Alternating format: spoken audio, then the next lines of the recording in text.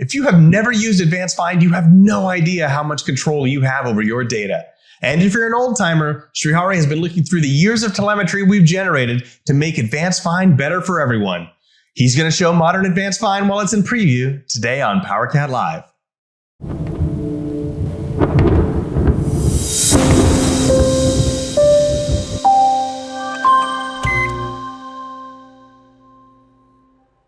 Welcome to PowerCat Live. My name is Phil Thomas of the PowerCat team, and today I'm here with Srihari Srinivasa, the program manager of the Power Apps team. Hey, Srihari. Hi, Phil.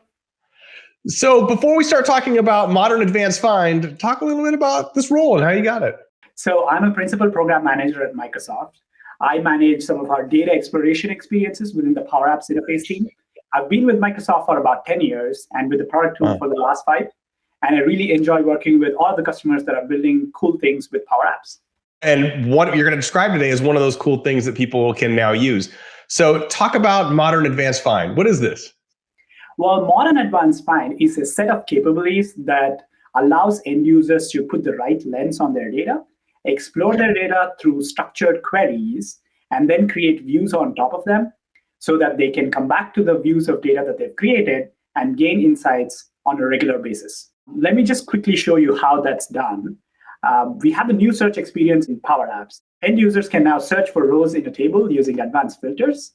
They can pick the table that they want to drill into really easily. And once they do, we drop them right into the filtering experience where they can adjust the filters, create their views, and manage the views really, really easily. I saw you got to this from Dataverse search at the top. So how should someone think about Dataverse search versus AdvancedFind? Finding and acting information in Power Apps can take 2 forms. Number 1 is the keyword-based search, where people are generally looking for that one record that they want to get to, and they put in a keyword, and we show them results that match the keyword or some version of the keyword. And this is a great experience that we've powered through Dataverse search, and we've modernized in the last semester.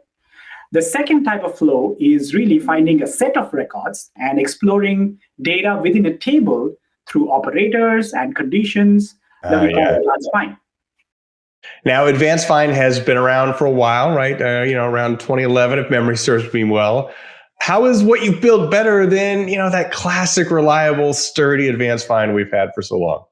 The legacy AdvancedFind experience feels very old. It feels ancient, and it does not feel like it belongs in a modern interface like the Power Apps, like the one that Power Apps has. So there are a lot of usability issues with people trying to find the right things and how responsive it is.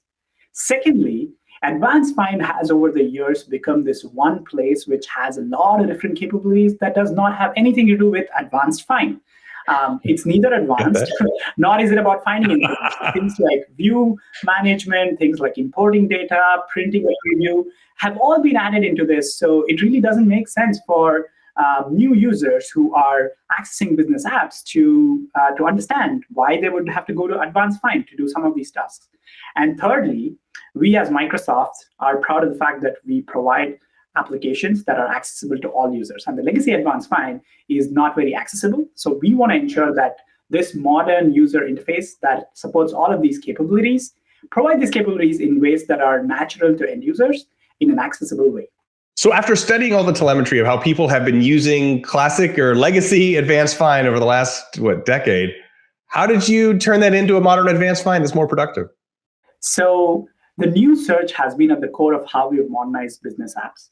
And when people go into the search bar, which is at the front and center of model apps, they can now find the option to search for rows in a table using advanced filters. This really allows people to pick the table that they want to drill into. For example, I pick the contacts table, and I can not only see the list of tables that are in the sitemap, but I can actually see all the tables that are part of the model-driven app as well. That's nice. I can pick any table that I want to drill into, and I pick contacts. The advanced filters allows me to add conditions that I want to filter my data by. I'm going to add row and says I want to see all the contacts in Seattle. And I apply. I can now see all of my active contacts in Seattle. Saving this view is very easy. And I can find the Save as New View option up here at the bottom of this list in the view selector. It previously used to be one of the commands that used to get added to the added to the command bar. And we saw from telemetry that people were having trouble discovering it. So this makes it really easy for all end users to find commands that are related to view management right here at the bottom of the view selector. So I can save it as a new view. Once I do that, I actually get the view in the list of my views, and it's always going to appear there as a personal view like this. Now, the next thing that we've done is ensure that this view selector is really, really easy to use. And one of the things that we've done is put a search bar at the top. So people can now search for views just by typing the view name, and they can type in any word in the view name and see the results for it. Oh, that's really nice. This is really useful for people that have a lot of personal views or a lot of system views, any type of views that they have that makes it really difficult for them to go and look through the view list and find the right one because it's ordered a certain way. They don't have to do that anymore. They can just type the view name, and they can just type a few characters of the view name, and we start showing them results as they type. The next thing that we've done with the view selector is we've removed the grouping that we used to have for my views and system. Oh, yeah. We now have a single flat list of views that a user has access to. Once I chose manage and share views, I can actually now sort the list of views based on one of 3 preset orders. This has been a top feedback from many of our enterprise customers, as well as something that we've gleaned from telemetry, looking at the average number of views an end user has access to.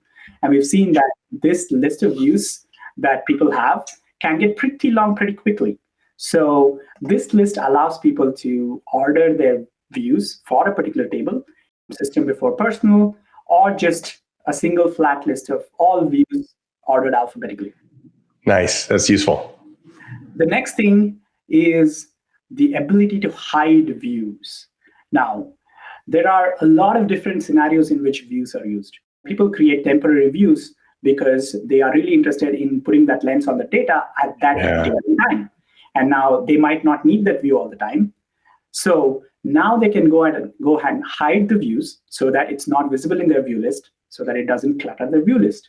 Another scenario that we've seen is a scenario where there is a team member that creates a view and they find it so useful that they want to share it to everybody in the team. Not everybody in the team that the view is shared with may find it useful at that point of time. And so if you're somebody with whom a view is shared, you now have the ability to hide it from your list so that it doesn't clutter your view list, but it's still there for you to have access whenever you want it to. Can I hide system views as well? That's a great question. You can absolutely hide system views. You cannot hide system views by default. This is currently an admin controlled setting. So we put some power in the hands of the admin. So if they want to enable their end users to hide system views, they can. But if they choose not to opt into that, end users cannot hide system views. They can only hide personal views. Power to the admins. So I go ahead and hide a few views. As you can see, I've enabled hiding system views, so I can hide some views. And all I have to do is click apply, and my view list should now be a lot shorter. Together with the sorting and the ability to hide views, this is a powerful set of personalization options that end users have with respect to managing views.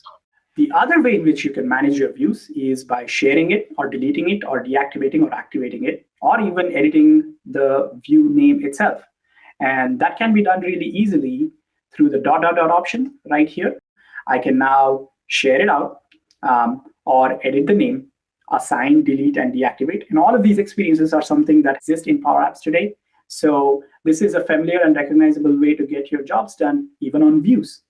These are great changes and really useful. I know anything that makes personal views easier for people to use is very valuable. Where do you go from here? What's coming next? Up next, we have capabilities to make view management even easier.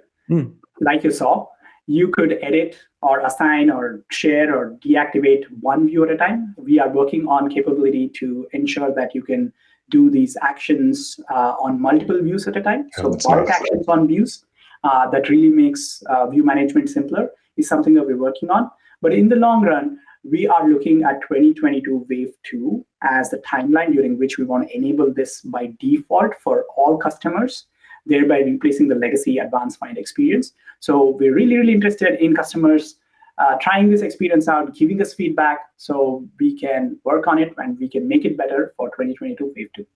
That's great to know it's coming in October. And for those of you watching that want to know how to opt in into Wave 2 earlier, there's a link in the corner of the screen for Ty Jefferson's video explaining the release process. Where do people go if they want to give this a shot on their own? The options in Power Platform Admin Center are the first place to start.